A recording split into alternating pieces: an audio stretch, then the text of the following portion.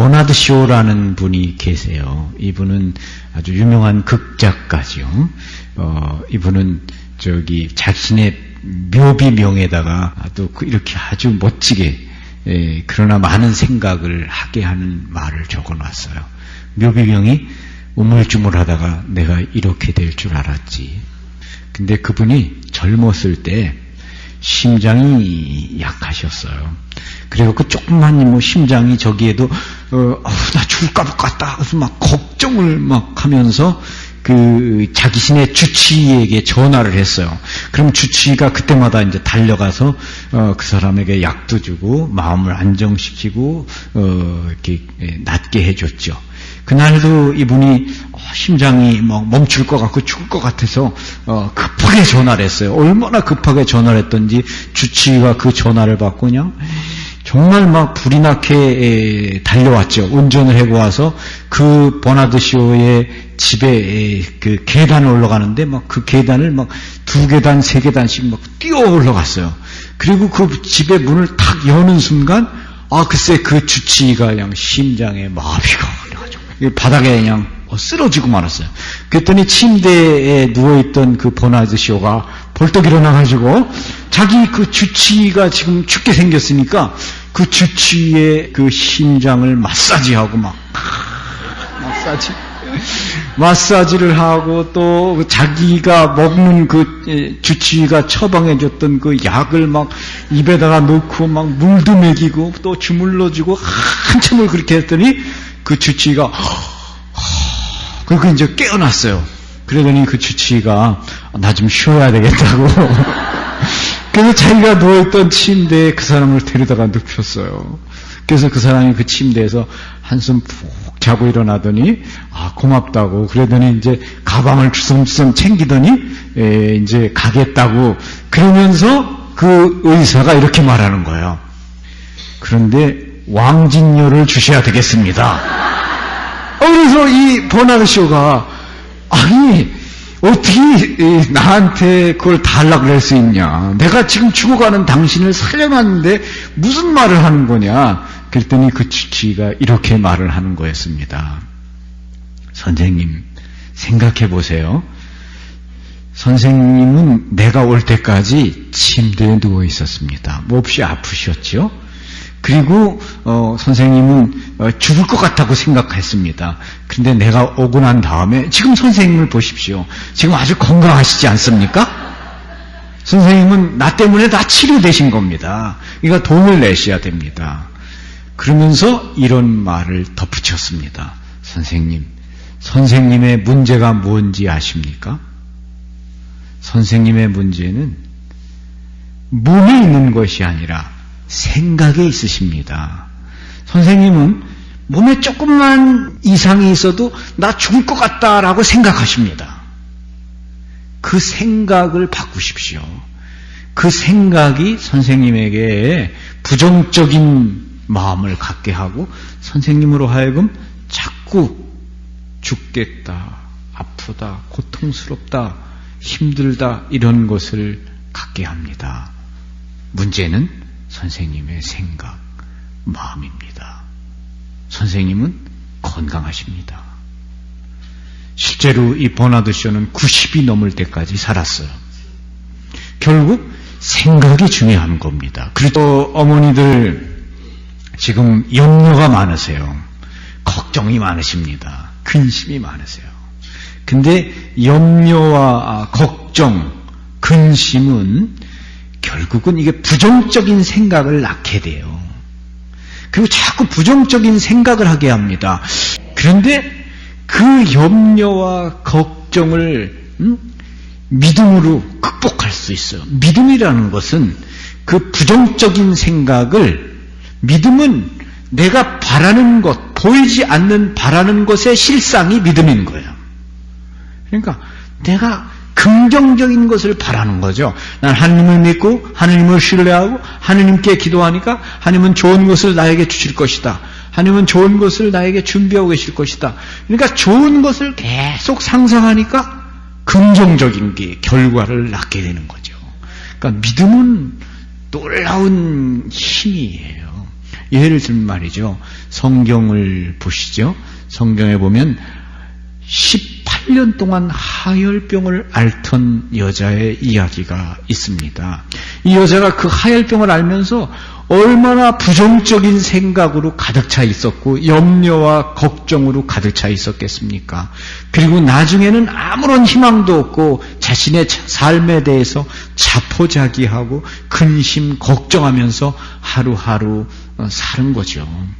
그냥 죽고 싶은 그러한 삶을 산 겁니다.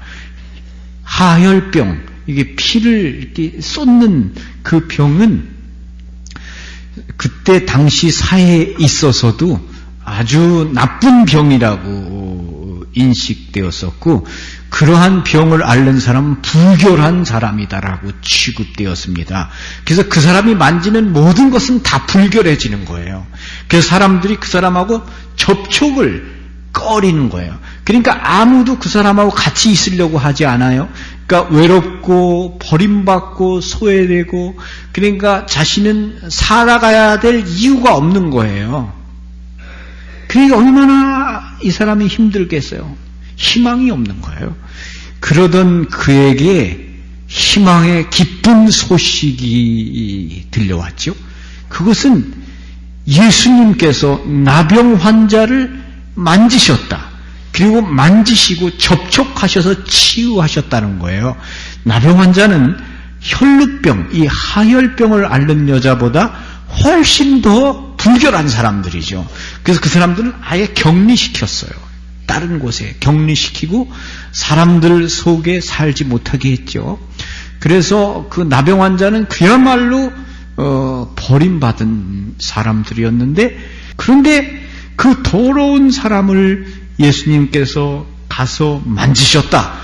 나병 환자를 낫게 하셨다면 나도 낫게 하실 수 있고, 내가 그분을 만질 수만 있다면 그분은 나를 낫게 해줄 것이다. 그분은 성품이 자비로우신 분이시기 때문에. 그런 어떤 상상을 계속한 거죠.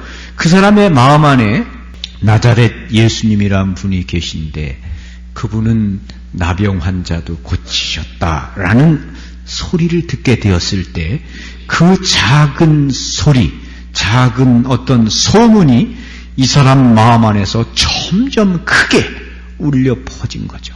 누가 지나가는 그 말로 예수님을 만나면 당신은 아마도 치유될 수 있을 겁니다. 그 예수님이 나병 환자를 낫게 하셨거든요. 이 말 한마디가 이 사람에게는 엄청난 그 상상력을 불러일으킨 거예요. 그 상상력은 어떤 상상입니까? 긍정적인 상상이에요. 그분이 좋은 일을 나에게 이루어질 거다. 내가 그분을 만나기만 하면 그분은 나를 치유하실 것이다라는 상상이 가득 찬 거예요. 그런 상상으로 가득 차 있고 그것이 믿음이 된 거예요. 이제 확신이 된 거예요. 그분을 보기만 해도, 그분을 만나기만 해도 나는 낫게 될 거다라는 확신이 되니까 이 사람의 마음에 그 밤낮 이 사람이 그리워하고 만나고 싶어 하고 그러기를 원하는 분은 예수님이에요. 마음이 가득 찼어요. 그러니까 예수님이 자기가 있는 동네에 지나가신다는 말씀을 들었을 때, 그것도 시메온이라는 회당장의 죽은 딸을 지금 살리러 가고 있다는 말씀을 들었을 때, 평소 같으면 두려워서 사람들이 있는데 나서지도 못하는 그 여인이 예수님께 다가간 거예요. 그리고 예수님께 다가가서 지나가는 예수님의 옷자락을 살짝 잡은 거예요. 그때 예수님이 가시던 걸음을 멈추셨어요. 그리고 누가 내 옷에 손을 대었느냐? 아니, 선생님, 사람이 이렇게 많은데 그냥 이렇게 가만히 있어도 떠밀려 가는데, 이렇게 서로 밀치고 그러는데 누가 선생님의 옷을 만졌다니요? 아니다. 누군가 내 옷을 만졌다. 그러면서 그 여인을 찾고 계셨어요. 여기서 우리가 생각할 수 있습니다. 예수님은 능력의 주님이시죠. 예수님은 능력으로 가득 차 계세요. 예수님은 치유하실 수 있는 능력이 있고 죽은 사람을 다시 살리실 수 있는 능력의 주님이십니다. 그런데 베드로가 선생님 이렇게 가만히 있어도 사람이 다 밀치고 그러는데 누가 만지다니요? 라고 이렇게 얘기했던 것처럼 예수님의 옷을 스친 사람, 예수님을 만진 사람은 그날 굉장히 많았을 거예요. 그런데 그렇게 많은 사람은 치유가 일어나지 않았는데 이 살짝 예수님의 옷자락을 만진 이 사람에게는 치유가 일어났어요. 어떻게 그런 것이 일어난 거죠? 그것은 바로 믿음. 그 여자는 주님을 그리워하고 갈망하고 그분을 만나기만 하면 나는 낫게 될 거다. 내가 그분의 옷자락을 만져도 그분은 나를 치유해 줄 거다는 그 믿음, 그 여자의 믿음이에요.